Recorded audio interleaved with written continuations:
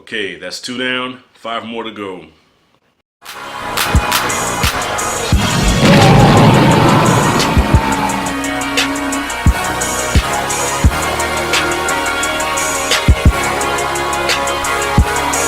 Alright, season 2 is in the books. Game of Thrones.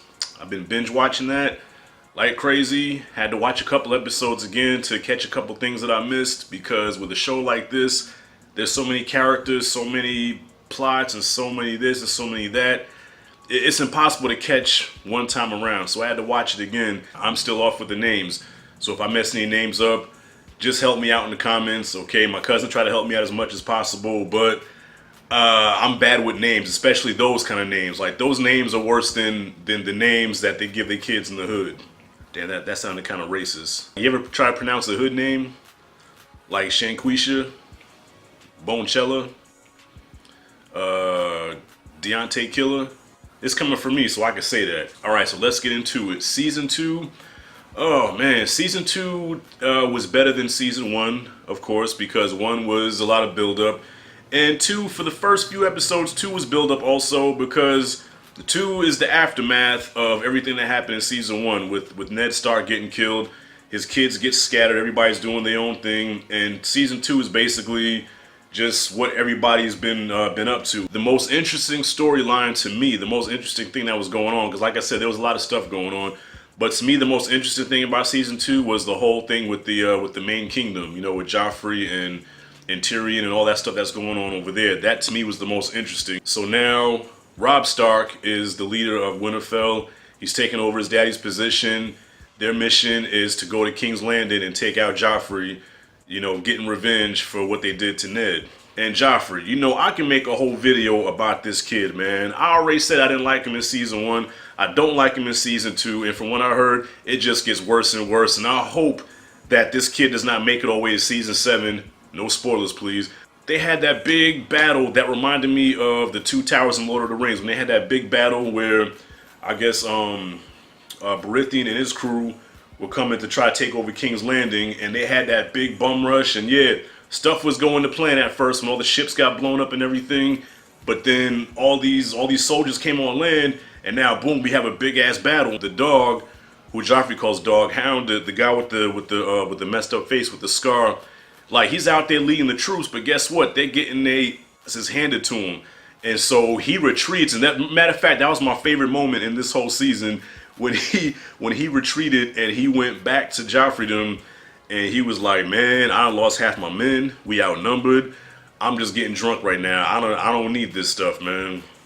Joffrey's all like, I command you to go back out there and fight. My man was like, dude, I ain't going back out there, man. He was like, you know, F the kingdom, F this, and F the king, and took a swig and walked out. I said, that ain't one of the most gangster things I've ever seen. And Joffrey looked so hurt, like that thing hurt him to his soul. And like a coward, he runs away, and I hated that. I'm like, dude, you the king, at least show some kind of testicular fortitude and go out there and do something for once in your life. But no, he retreats to his little mommy like a little girl, and now Tyrion, the half man, has to go out there and do his thing. And much respect to Tyrion. Like, to me, he was the man this season. Tyrion was the one that I really gravitated towards, because I really dug his character. His character is gangster as hell. He's smart, but I did feel sympathy for him, because now he's left with this big mess, and he's not a soldier, he's not a fighter, but the king is gone, so now he has to go out there and do his thing.